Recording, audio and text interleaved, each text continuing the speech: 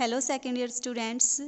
बहुत सारे बच्चों को ये डाउट था कि मैम पहले फोर्थ स्टार्ट करा दिया अब फिफ्थ स्टार्ट करा दिया। तो चलिए आपका डाउट क्लियर कर देते हैं और पहले फोर्थ चैप्टर ही कंप्लीट करते हैं, उसके बाद फिफ्थ करेंगे। ठीक है। फोर्थ चैप्टर आपका क्या है भाई? फोर्थ चैप्टर है आपका limit and continuity of two variable.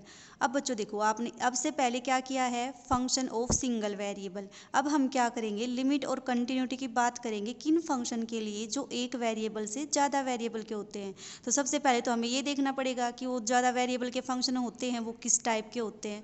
तो चलो देखो क्या होता है आपका function of two variable. Function of two variable. ठीक है भाई।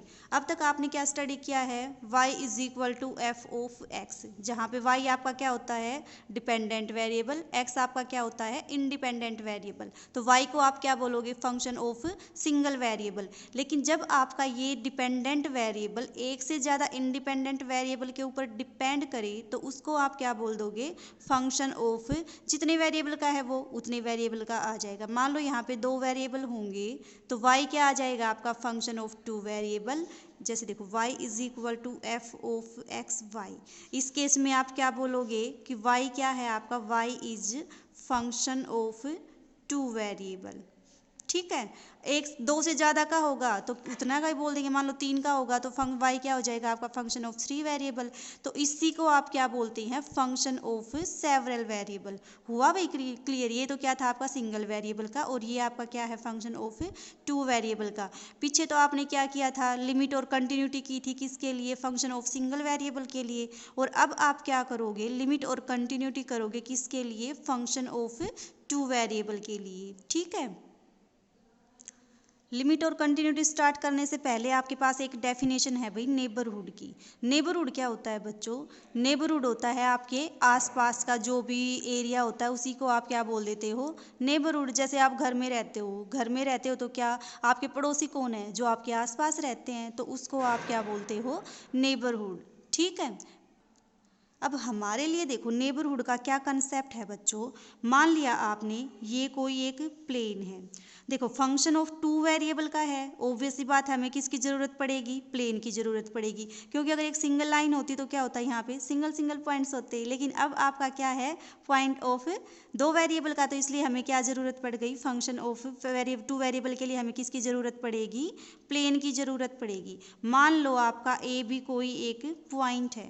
अब इस पॉइंट का नेबरहुड क्या होगा बच्चों? इस पॉइंट का जो नेबरहुड होगा वो जो इसके आसपास के जितने भी पॉइंट हैं उन सब की जो कलेक्शन होगी उसको आप क्या बोल दोगे? इसका नेबरहुड। जैसे मान लो आपने डिस्टेंस ले लिया कितना? डेल्टा। तो इस डेल्टा डिस्टेंस तक जितने भी पॉइंट इसके अंदर आएंगे, इस सर्कल के अंदर आएंगे, वो सारे इसके क्या आ जाएंगे? नेबरहुड के पॉइंट आ जाएंगे। और ये जो सेट बनेगा ना नेबरहुड के पॉइंट का, उस सेट को क्या बोल देंगे? नेबरहुड। हुआ क्लियर? नेबरहुड क्या होता है भाई? अगर किसी पॉइंट को आप सेंटर मान के किसी डिस्टेंस का सर्कल ड्रॉ कर दो तो उस सर्कल के अंदर आपके जितने भी पॉइंट आएंगे वो सारे उसके क्या आ जाएंगे? नेबरहुड के पॉइंट आएंगे। अब इसको मैथमेटिकली कैसे नोट करोगे? मान लो आपने इसको नोट किया। देखो सेट का आपको पता है, सेट की नोटेशन हमेशा क्या होती है? कैपिटल लेटर से। इसको नोट करो एस से। एस क्या होगा बच्चों? आपका नेबरहुड होगा। और इस सेट में आपके पास कौन से एलिमेंट्स आएंगे? वो एलिमेंट्स आएंगे, कौन से आएंगे? एक्स वाई मान लो इसको। ठीक है। आपके पास वो सारे पॉइंट्स आएंगे, कौन से? एक तो रियल नंबर होंगे, दूसरा क्या होगा? इन पॉइंट्स का जो डिस्टेंस आएगा आपका वो ए बी से कितना आएगा? Less than delta. ठीक है। इन एक्स वाई पॉइंट्स और इस ए बी के बीच में जो डेल्टा डिस्टेंस होगा उन सारे पॉइंट्स को क्या बोल दोगे? इसकी नेबरहुड बोल दोगे। हुआ क्लियर? अब उसके बाद आती है आपकी limit of function of two variable. Limit of function of two variable क्या आएगी भाई? लिमिट सबसे पहले तो इसकी क्या आएगी? डेफिनेशन। इसकी डेफिनेशन क्या होती है? Limit of function of two variable क्या होगी भाई? जेड अगर आपका कोई फंक्शन है ठीक है। उसको अगर आप किसी नंबर एल के जितना मर्जी उतना क्लोज बना सको, किस टाइप से, जैसे जैसे एक्स वाई ए बी को टेंड्स करे, आपका जो फंक्शन है किसको टेंड्स करे, एल को टेंड्स करे, एल को टेंड्स करे भाई, एल पहुँचे नहीं कभी भी, तो उस एल को आप क्या बोल दोगे, लिमिट बोल दोगे फंक्शन की। क्या बोल रहा है देखो, मैथमेटिकली मान लो ये आपका पॉइंट एल, ठीक है, और ये आपका पॉइंट मान लिया आपने ए बी, ये पॉइंट आपने मान लिया ए बी, ठीक है। तो जैसे जैसे एक्स वाई आपका ए बी को टेंड्स करेगा कभी पहुंचेगा नहीं, वैसे वैसे आपका फंक्शन क्या है, एल को टेंड्स करे बट कभी एल ना हो, ठीक है। जैसे जैसे एक्स वाई ए बी को टेंड्स करे वैसे वैसे आपका फंक्शन किसको टेंड्स करे, एल को टेंड्स करे but not equal to L, ठीक है। तो इस एल को आप क्या बोल दोगे, इस फंक्शन की लिमिट बोल दोगे, ठीक है। हुआ भाई क्लियर।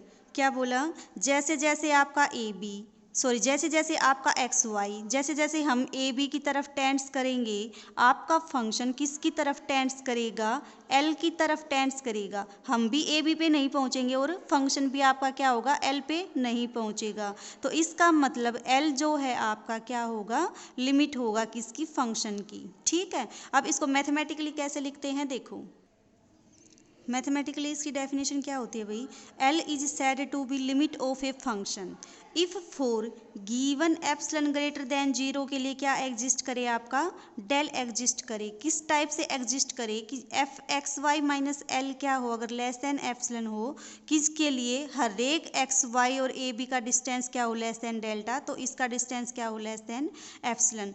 तो इस केस में एल को क्या बोल देंगे आप, लिमिट। देखो एप्सिलॉन क्या होगा आपका, गिवन होगा, डेल क्या आएगा, उसके कोरस्पोंडिंग आएगा। इसका मतलब आपका जो डेल होगा वो क्या करेगा, डिपेंड करेगा किस पे, एप्सिलॉन के ऊपर। हुई डेफिनेशन क्लियर। एल को आप लिमिट कब बोलोगे, जब गिवन एप्सिलॉन ग्रेटर देन 0 के लिए क्या एग्जिस्ट करे, कोई डेल्टा एग्जिस्ट करे। किस टाइप से एग्जिस्ट करे, जो इस कंडीशन को सेटिस्फाई करे, तो उस केस में एल को क्या बोल दोगे आप, लिमिट। ग्राफिकली देखो, ग्राफिकली आएगा